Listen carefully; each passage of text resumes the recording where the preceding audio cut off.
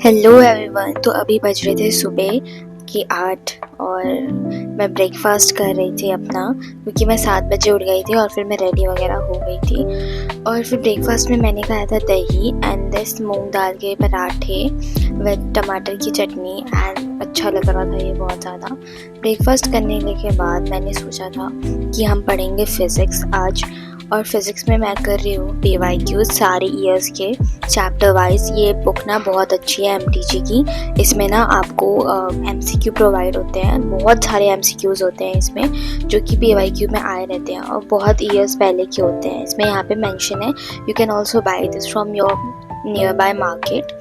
Laptop on कर लेती हूँ मैं, क्योंकि इसमें मेरे को थोड़ा बहुत हेल्प मिल जाएगा। जैसे मुझे अगर कुछ क्वेश्चन समझ नहीं आएगा तो I can solve it by searching, okay. या फिर यूट्यूब से मैं टीचर से हेल्प ले लूँगी। वैसे तो इसमें हिंट दिया रहता है, बट कई बार क्या होता है ना, फार्मूलाज या फिर ऐसे कॉन्सेप्ट होते हैं जो कि आपको समझ नहीं आते। तो मैंने सोचा था ये वाली कॉपी पे हम यहाँ पे लिखते जाएंगे सारे क्वेश्चन। टाइम 8:29 हो रहा था, तो यहाँ पे मैं ये स्टार्ट कर देती हूँ। तो हम फिज़िक्स को ना एकदम ऐसे अच्छे से पढ़ेंगे सो दैट अगर उससे रिलेटेड कोई सा भी क्वेश्चन आए तो हमारा छूटे मत। क्योंकि मैंने नीट जब हुआ था तब मैंने बायो और केमिस्ट्री अच्छे से पढ़ा था और फिज़िक्स ज़्यादा नहीं किया था। तो मैं इस बार सोच रही हूँ कि फ़िज़िक्स और केमिस्ट्री हम दोनों कवर करते जाएंगे और बायो तो हमारा स्ट्रॉन्ग है ही, तो क्यों ना इस बार हम फिज़िक्स पे भी फोकस करें और तीनों को साथ में लेके चले सो दैट हमारा जो स्कोर है वो बूस्ट हो जाए। बाकी एज़ कम्पेयर टू कि हम फिज़िक्स छोड़ दें, केमिस्ट्री छोड़ दें उससे। तो यहाँ पे मैं ये कर रही हूँ। और फिर उसके साथ साथ मैंने देखा कि सारे MCQs और जो PYQ है यहाँ पे मैं सॉल्व कर रही हूँ वो सिमिलरली कहीं ना कहीं सारे के आंसर्स वैसे ही हैं। अगर 0 आ रहा है तो मोस्ट प्रोबेबली जिसमें ऑप्शन में 0 है वो आ रहा है या तो इन्फिनाइट आ रहा है। तो इन केस मैं ये लेकर चल रही हूँ कि अगर मेरे को आंसर नहीं भी आ रहा है और अगर उस ऑप्शन में 0 है तो मैं 0 टिक करके आ जाऊँगी, मे बी सही हो जाए। बस ये तुक्का मैं ऐसे ही लगा रही हूँ, बाकी सब क्वेश्चंस में ऐसा नहीं करना है। एंड आप लोगों को अगर श्योर है आपका आंसर तो 0 वगैरह पे ध्यान नहीं देना है, इतना तो क्लियर रहना चाहिए। वैसे ये मैं भी करूँगी कि 0 वगैरह पे ध्यान ज़्यादा ना दूँ, पहले अपना सॉल्व करूँ जो आंसर है उसके बाद मैं ऑप्शन टिक करूँ।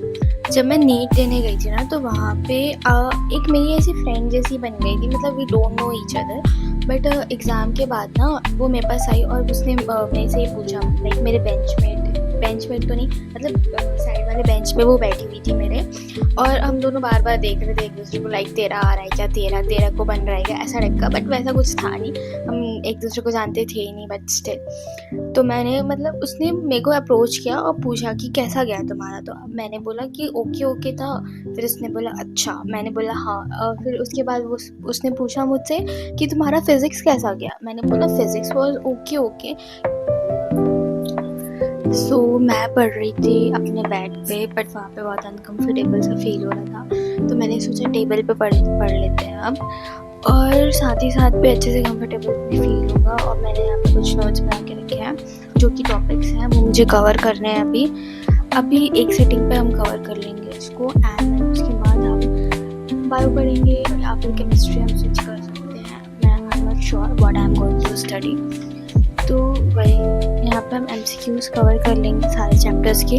फ़िलहाल तो मैं चैप्टर 8 पे हूँ। I will be doing other chapters soon. और 11th मेरा ऑलमोस्ट कंप्लीट हो चुका है, थोड़े से चैप्टर्स उसमें बस बचे हुए हैं एंड थोड़ा सा करना बाकी है मुझे।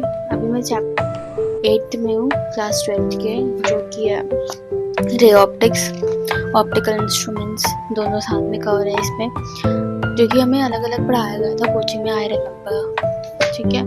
और फिर उसके बाद हम चैप्टर 10 और 12 तक तो कर ही लेंगे एंड बाकी का हम कल करें, क्योंकि फिज़िक्स में उतना ज़्यादा कुछ स्टफ आया नहीं था। या न्यूमेरिकल्स थे, वैसे क्वेश्चंस थे, बट ग्राफ और जो थ्योरी बेस्ड है ना उनका वेटेज भी वैसा ही था।